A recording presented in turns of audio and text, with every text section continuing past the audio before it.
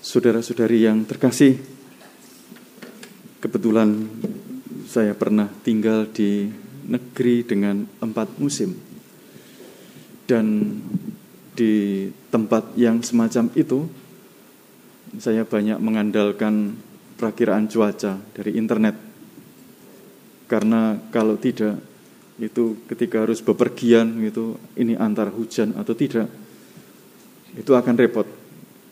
Dan kalau hujan dan pas dingin begitu kan ya berat gitu. Bawa payung atau tidak, atau bawa jaket tebal atau tidak. Karena pernah mengalami ini tidak bawa jaket tebal, ya kedinginan begitu. Jadi begitu mengandalkan perakiraan cuaca itu, dan memang itu benar ya. Perakiraan cuaca itu, nanti akan begini, lalu kalau sudah begitu maka perlu jaket, perlu payung, kayak gitu-gitu.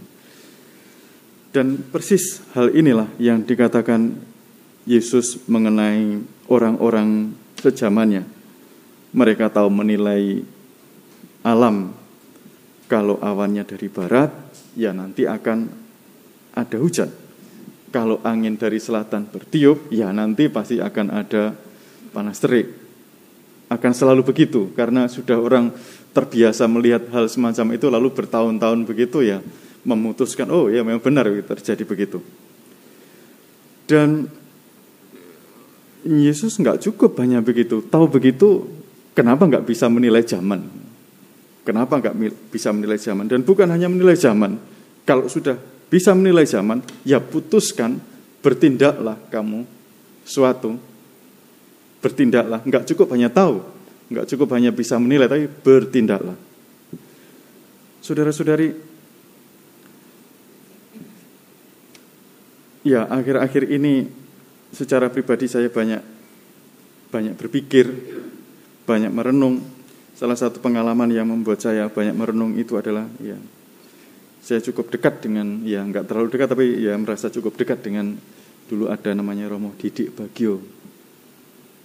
Baru pulang, saya cukup dekat karena dulu pernah dibantu ini itu. Dan dia kan baru pulang sekolah ya, waktu itu baru pulang sekolah, tinggal beberapa minggu sampai di sini, dan dia meninggal gara-gara COVID. Dan itu membuat saya banyak berpikir bahwa betapa rapuhnya kehidupan itu ternyata. Ini tanda buat saya, ini seperti tanda-tanda semacam ini. Bukan hanya tanda-tanda semacam itu, juga tanda-tanda saya suka olahraga misalnya. Tapi dengan bertambahnya umur, ternyata olahraga itu tidak membuat tambah sehat, bisa sakit semua malah habis olahraga, misalnya begitu. Dulu masih muda nggak begini, olahraga itu oke-oke saja. Sekarang ini olahraga lutut mulai sakit, terus kalau kebanyakan duduk pinggang malah sakit, harus olahraga misalnya. Pokoknya ada tanda-tanda yang mengharuskan saya mulai melihat hidup saya secara lain, mengusahakan, memutuskan apa yang benar ini. Apa yang benar, apa yang baik bagi hidup saya, memutuskan itu.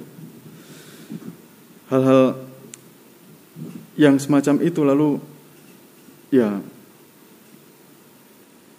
harus memutuskan melakukan sesuatu yang tepat untuk saya.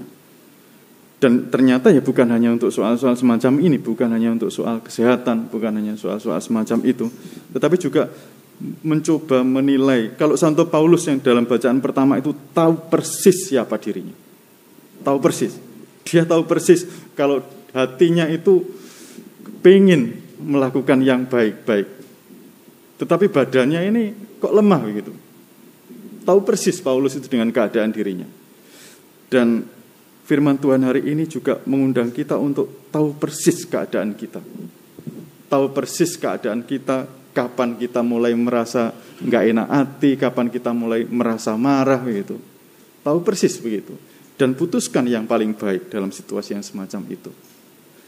Saudara-saudari, mudah-mudahan firman Tuhan hari ini membuat kita bertambah bijaksana, juga mengusahakan yang terbaik untuk hidup kita, mengusahakan yang terbaik untuk orang-orang di sekitar kita, mengusahakan terbaik untuk iman kita. Semoga berkat Tuhan melimpah untuk kita semuanya.